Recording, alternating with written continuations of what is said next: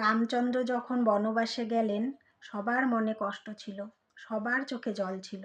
এত কষ্টের মধ্যেও কিন্তু কৌশল্যা মা কইকেয়ীকে কোনোদিনও কথা বলেননি যে আমার ছেলেকে বনবাসে পাঠানোর তুমি কে। এদিকে সীতাকেও কিন্তু কেউ কোনোদিনও বলেননি যে তুমি অযোধ্যাতে পা দেওয়াতে রামচন্দ্রের বনবাস হলো।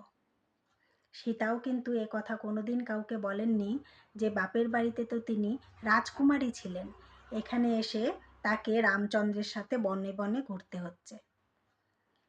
উর্মিলা কিন্তু লক্ষণকে কোনোদিনও বলেননি যে তুমি তোমার দাদার পিছে পিছে জঙ্গলে কেন যাবে। ভরতের অর্ধাঙ্গিনী তিনিও কোনোদিন ভরতকে বলেননি এটাই সুবর্ণ সুযোগ, এই সুযোগে তুমি সমস্ত রাজ্যটাকে তোমার দখলে করে নাও। সব মিলিয়ে দেখা যাচ্ছে এখানে কিন্তু সবাই ত্যাগ করেই চলেছে।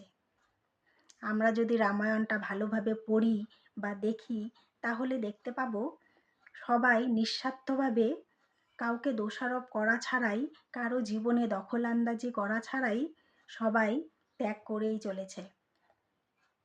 আমাদের জীবনটাও একটা স্টেজের মতো, এখানে আমাদেরকেও অভিনয়টা খুব সুন্দরভাবে করতে হবে।